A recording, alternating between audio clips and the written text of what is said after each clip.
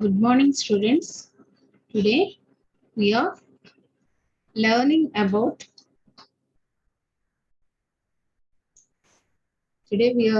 about atomic structure. Atomic structure. In earlier classes, you learned what is an atom.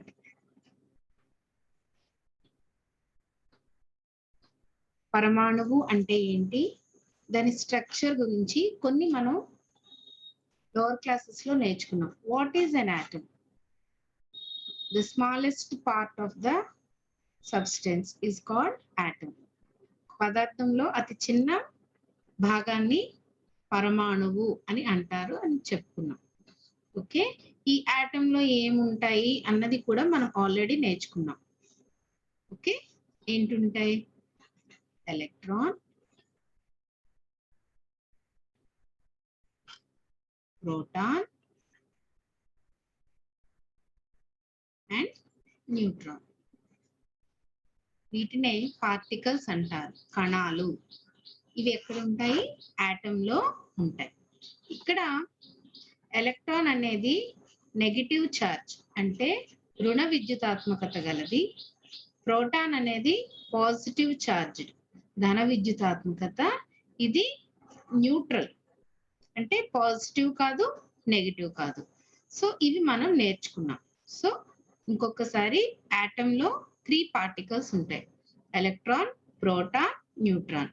Electrons are negatively charged particles, protons are positively charged particles, and neutrons are no charge. Okay, now coming to structure of atom.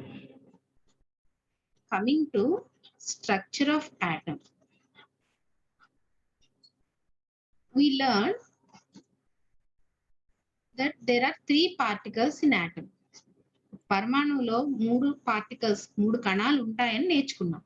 అయితే structure, ఆ కణాలు అనేవి ఎక్కడ ఉంటాయి, ఎలా ఉంటాయి అనేది మనం ఆల్రెడీ లోవర్ క్లాసెస్ లో కొంతవరకు నేర్చుకున్నాం. J J Thomson atomic model, Rutherford atomic model.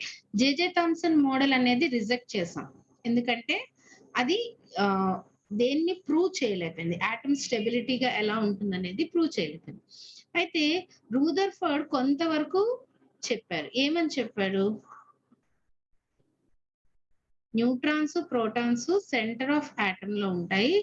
Electrons అనేవి ఈ సర్క్యులర్ ఆర్బిట్స్ లో రొటేట్ అవుతూ ఉంటాయి. ఇది మనకి రూదర్ఫర్డ్ చెప్పారు. అయితే ఇందులో కూడా మనకి కొన్నిటిని ఈ రూదర్ఫర్డ్ అటామిక్ మోడల్ ప్రూవ్ చేయలేకపోయింది.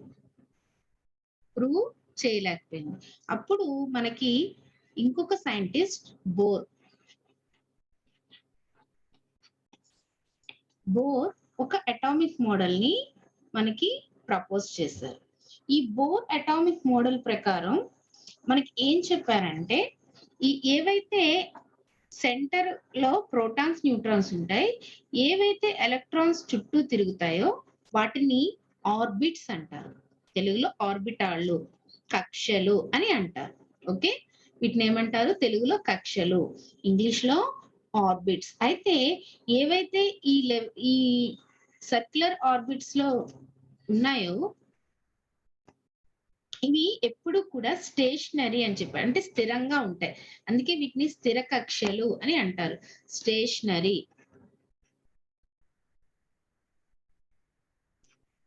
ఓకే, తెలుగులో వచ్చి స్థిర కక్షలు అని అంటారు.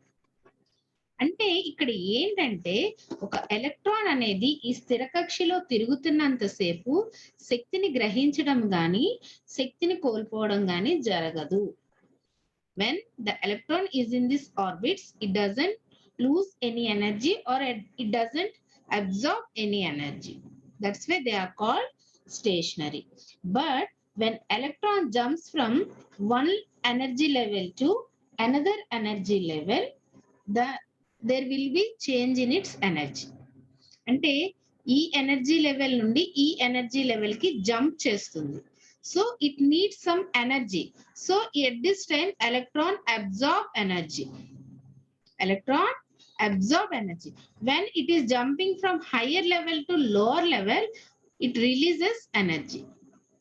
It releases energy. This was proposed by Bohr.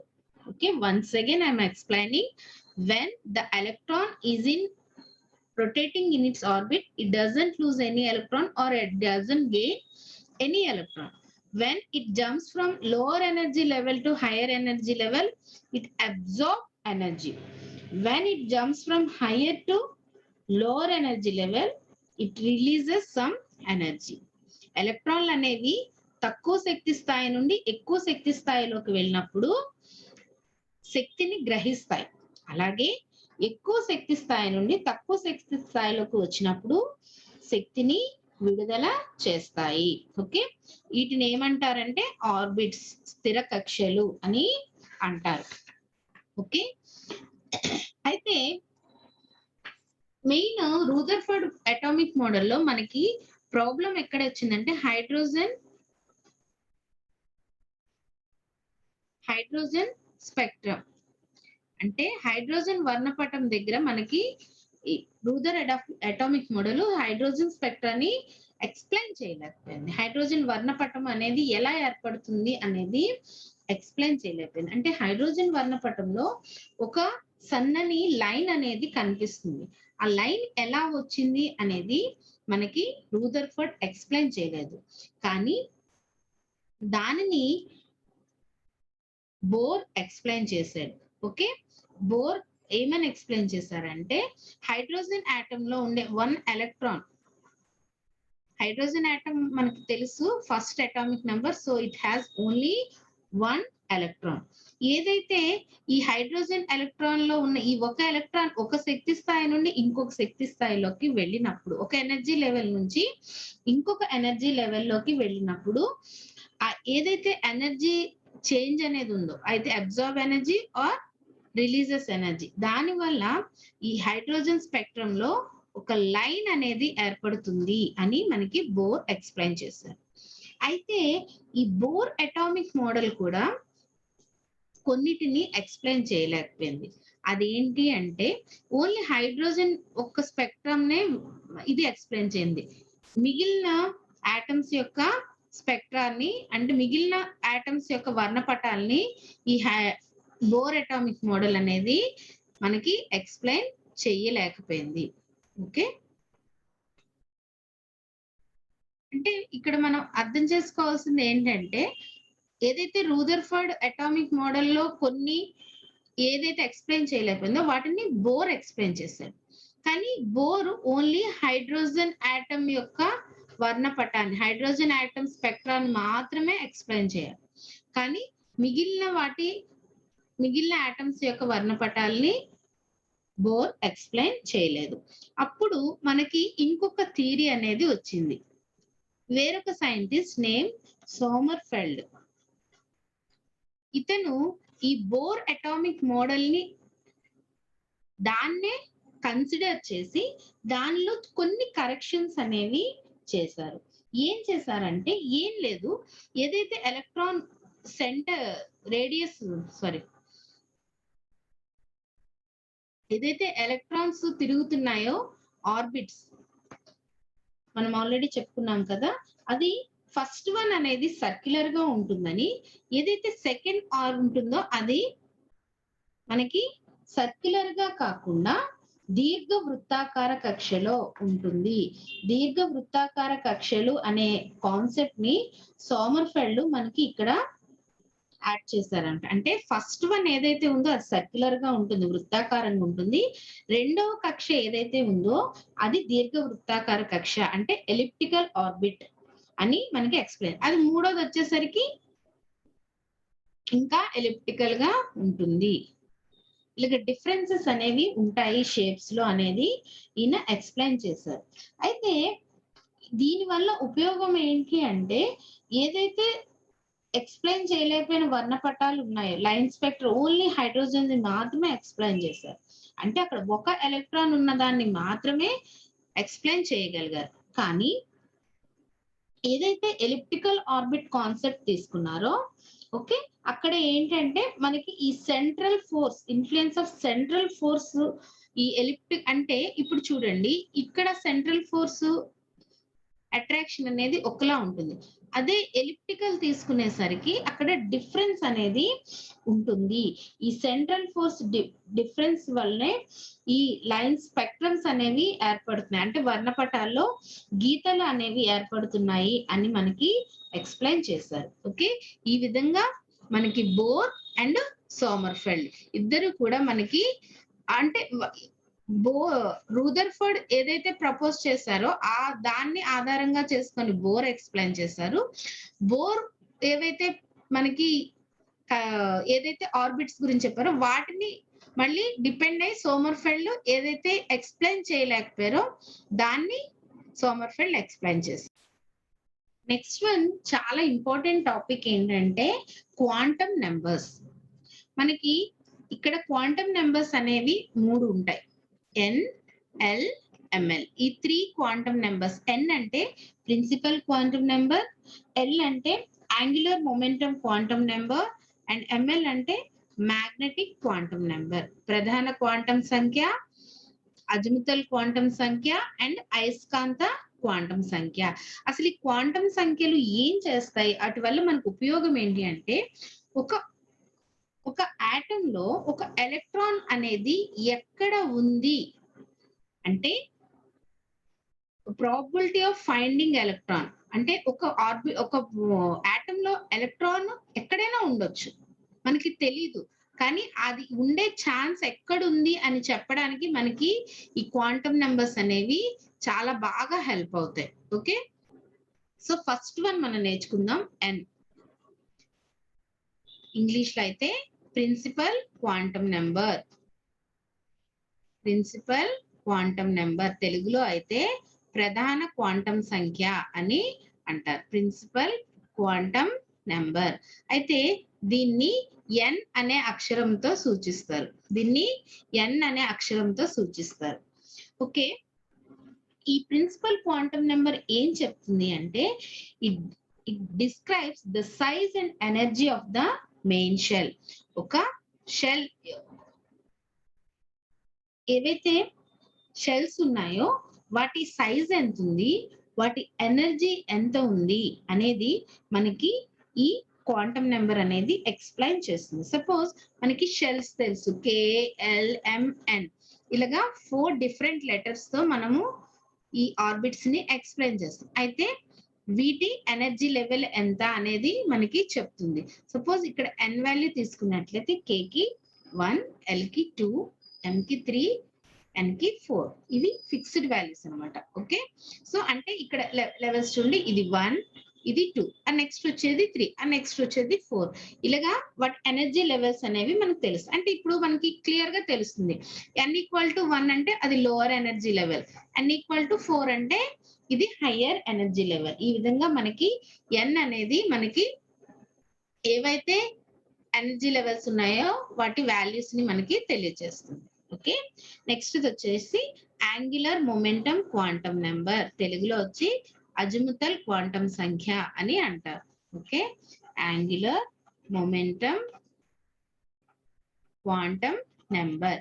దీనిని L అని సూచిస్తారు. It denoted by the letter L. అయితే ఇక్కడ మనకి L అనేది ఏం చెప్తుంది అంటే మనకి ఇందాక చెప్పుకున్నాం, n అనేది ఏం చెప్తుంది, సైజ్ అండ్ ఎనర్జీ లెవెల్స్ చెప్తుంది అని అనుకున్నాం కదా. ఇక్కడ L ఏం చెప్తుందంటే the shape of the shell చెప్తుంది, the shape of the sub shells అనేవి చెప్తుంది. అంటే ప్రతి KLMN లో ఉండే సబ్ షెల్స్ SPDF అనేవి ఉంటాయి కదా, వాటి యొక్క షేప్స్ ని మనకి ఈ L అనేది ఎక్స్ప్లెయిన్ చేస్తుంది. మనకి జనరల్ గా L వాల్యూ అనేది n మీదే డిపెండ్ అయి ఉంటుంది. L = n-1. ఇందాక చూడండి మనము KLMN అనుకున్నాం.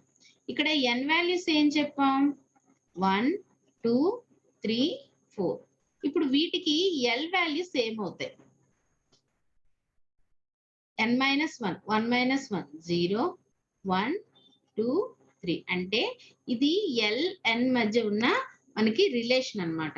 Okay, L equal to n-1 అంటే n వాల్యూ ఉంటే మనం L వాల్యూ ఫైండ్ అవుట్ చేయగలం. ఓకే, ఇక్కడ మనకి క్వశ్చన్స్ కూడా అడుగుతారు. మనకి n ఈక్వల్ టు 1 అయింది, అప్పుడు L ఎంత అవుతుంది? 0. ఈ 0 అనేది ఏంటంటే S, ఇది P, ఇది D, ఇది F. అంటే L ఈక్వల్ టు 0 అయితే S, ఇది n అనేది 1 కాబట్టి ఇక్కడ ఆర్బిట్ ఏమవుతుందంటే 1s. ఈ విధంగా మనము ఫైండ్ అవుట్ చేయగలం. సపోజ్ n ఈక్వల్ టు 2 ఇచ్చారు, అప్పుడు L ఎంత అవుతుంది? 1 అవుతుంది. n equal to 2, L value 1 అంటే సబ్షెల్ ఏంటి? P. So this denotes 2p. ఈ విధంగా మనకి షెల్స్ అండ్ సబ్ షెల్స్ ని మనము ఈ NL వాల్యూస్ ని బట్టి మనం అబ్జర్వ్ చేయగలుగుతాం. Okay, next one is magnetic quantum number. What is the next one? Magnetic quantum number. ఈ మ్యాగ్నెటిక్ క్వాంటం నెంబర్ ని మనము తెలుగులో అయస్కాంత క్వాంటం సంఖ్య అని అంటాం. దీన్ని ML అని డినోట్ చేస్తాం. ఓకే, M సఫిక్స్ L అన్నమాట. ఓకే, ఈ మ్యాగ్నెటిక్ క్వాంటం నెంబర్ ఎప్పుడు కూడా వాల్యూస్ -L నుండి +L వరకు ఉంటాయి. అంటే L వాల్యూ తెలిస్తే మనకి ML వాల్యూ అనేది తెలుస్తుంది. అంటే సపోజ్ L ఈక్వల్ టు 1 అన్నాం, అప్పుడు ML వాల్యూస్ ఏమవుతాయి? -1, 0, +1. సపోజ్ 2 అన్నాం, -2, -1, 0, 1, 2. ఓకే, అంటే ఇక్కడ L ఈక్వల్ టు 1 అయినప్పుడు ఎన్ని వచ్చినాయి మనకి వాల్యూస్ అనేవి?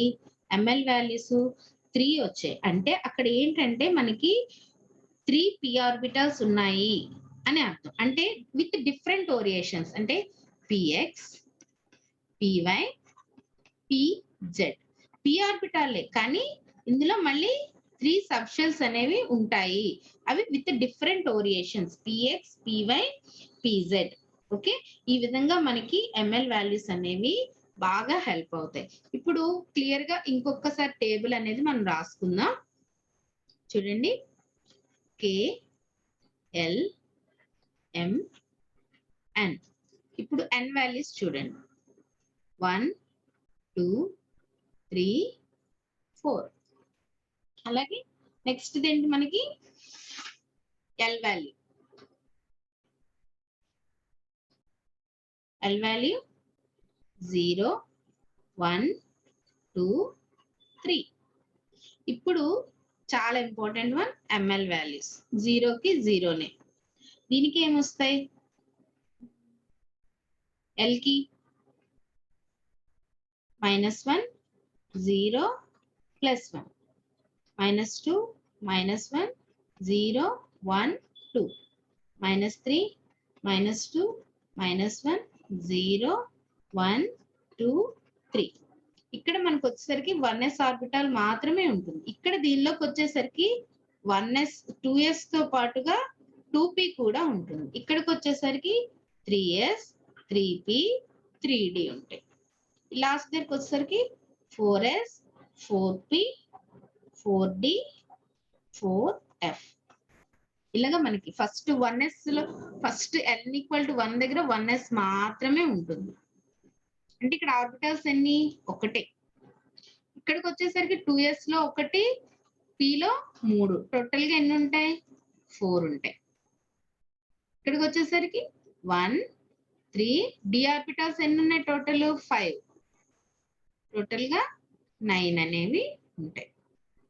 ఇక్కడ 1, 3, 5, 7, టోటల్ గా 16.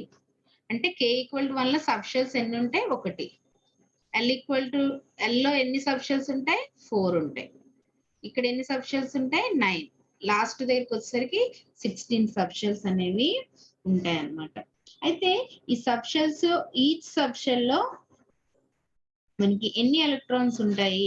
ఇవన్నీ కూడా మనకి కొన్ని లాస్ ప్రకారం మనము ఎక్స్ప్లెయిన్ చేయగలుగుతాం. ఓకే, అంటే ప్రతి దాంట్లో ఎలక్ట్రాన్స్ ఎన్ఎస్ ఉంటాయి.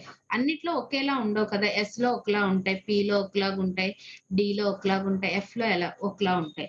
అయితే ఎలా ఇది మారుతుంది అనేది కొన్ని లాస్‌ని బట్టి మనం ఎక్స్‌ప్లెయిన్ చేయగలం. ఎక్కడ ఎన్ని ఎలక్ట్రాన్స్ ఉంటాయనేది.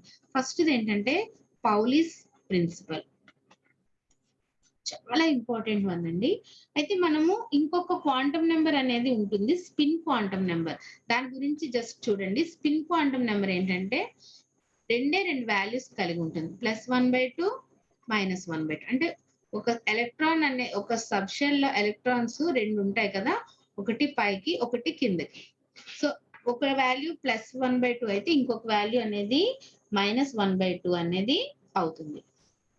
అయితే ఈ పౌలీస్ ప్రిన్సిపల్ ఏం చెప్తుంది అంటే, మనం ఏదైతే క్వాంటం నంబర్స్ నేర్చుకున్నామో 4 types of quantum numbers. Okay. Principal quantum number, angular momentum quantum number, magnetic quantum number and spin quantum number. ఏవైనా 2 ఎలక్ట్రాన్స్ తీసుకున్నట్లయితే సపోజ్ ఏ అనే ఒక ఎలక్ట్రాన్, బి అనే ఒక ఎలక్ట్రాన్ మనం చూస్ చేసుకున్నాం. ఈ ఏబీలకి తీసుకుంటే ఈ 4 క్వాంటం నంబర్స్ లో ఎక్స్‌క్యూజ్ మీ. ఇక్కడ మనకి పౌలీస్ ప్రిన్సిపల్ ఏం చెప్తుందంటే no 2 electrons have same atom. No 2 electrons of the same atom can have all 4 quantum numbers same. అంటే ఒక ఆటమ్ లో 2 ఎలక్ట్రాన్స్ తీసుకున్నాం. వీటికి ఏ రెండిటికి కూడా ఈ 4 క్వాంటం సంఖ్యలు ఒకేలాగా ఉండవు అని మనకి ఈ పౌలీస్ ప్రిన్సిపల్ అనేది ఎక్స్‌ప్లెయిన్ చేస్తుంది. ఓకే. అంటే ఈ 4 క్వాంటం నంబర్స్ లో అట్‌లీస్ట్ ఒక్క క్వాంటం నంబర్ అయినా మనకి మారిపోతూ ఉంటుంది. ఓకే. నెక్స్ట్ ఏంటంటే హాఫ్ బౌస్. ఈ హాఫ్ బౌస్ ప్రిన్సిపల్ అనేది ఏం చెప్తుందంటే మనకి ఇప్పుడు 2 ఆర్బిటాల్స్ ఉన్నాయి. ఇది 1s, ఇది 1s, 2s, 2p. ఒక ఎలక్ట్రాన్ వెళ్ళింది అంటే ఈ మూడిట్లో ఎక్కడికి వెళ్తుందంటే ఏదైతే తక్కువ ఎనర్జీ లెవెల్ ఉందో, లోవర్ ఎనర్జీ లెవెల్ ఏదైతే ఉందో దానిలోకే ఈ ఎలక్ట్రాన్ అనేది ఫస్ట్ వెళ్తుంది. Suppose 1s, 2s, 2p. ఇందులో లోవర్ ఎనర్జీ లెవెల్ ఏంటి 1s. సో ఎలక్ట్రాన్ అనేది ఎక్కడికి వెళ్తుంది 1s లోకి వెళ్తుంది. Okay. This principle is known as Aufbau principle. The lowest energy orbitals are filled first. ఏవైతే తక్కువ శక్తి స్థాయి ఉన్న ఆర్బిటాల్స్ ఉన్నాయో వాటిలోకే ఫస్ట్ ఎలక్ట్రాన్ అనేది వెళ్తుంది. నెక్స్ట్ వన్ నుంచి హున్స్ రూల్. ఈ రూల్స్ అనేవి ఎలక్ట్రాన్ అరేంజ్మెంట్ ని మనకి ఎక్స్‌ప్లెయిన్ చేస్తాయి. అయితే సపోజ్ ఇక్కడ 3 ఎలక్ట్రాన్స్ ఉన్నాయి. 3 ఎలక్ట్రాన్స్ ని మనం 1, 2, 3 ఇలా రాస్తే ఇది నాట్ యాక్సెప్టబుల్. ఎందుకు అంటే ఏవైతే సబ్ షెల్స్ ఉన్నాయో ఇక్కడ 3 సబ్ షెల్స్ ఉన్నాయి. ఫస్ట్ 3 ఎలక్ట్రాన్స్ ఉన్నట్లయితే ముందు ఒక్కొక్క దానిలో ఒక్కొక్కటి వెళ్ళిపోతాయి. అంటే ఫస్ట్ ఒక్కొక్క ఎలక్ట్రాన్ ఒక్కొక్క ఆర్బిటాల్ లో నిండిపోతూ ఉంటుంది. ఇంకొక ఎలక్ట్రాన్ వచ్చింది అంటే అప్పుడు పెయిరింగ్ అనేది స్టార్ట్ అవుతుంది. అప్పుడు జత కూడడం అనేది మొదలవుతుంది. అంతేగాని మొదటిగానే మిగిలిన ఖాళీగా వదిలేసి ఒకే దగ్గర 2 ఎలక్ట్రాన్లు అనేవి వెళ్ళిపోవు. ముందు ఒక్కొక్కటిగా నిండిన తర్వాత, ముందు అట్‌లీస్ట్ ఒక్కొక్క దాంతో నిండిన తర్వాత మాత్రమే అక్కడ పెయిరింగ్ అనేది స్టార్ట్ అవుతుంది. సో ఈ పౌలీస్ ప్రిన్సిపల్, ఈ Aufbau principle and Hund's rule వీటిని యూజ్ చేసుకొని మనకి ఎలక్ట్రాన్ అరేంజ్‌మెంట్ అనేది జరుగుతూ ఉంటుంది. దాన్ని ఎలక్ట్రాన్ కాన్ఫిగరేషన్ అని అంటారు. Okay. Thank you very much students.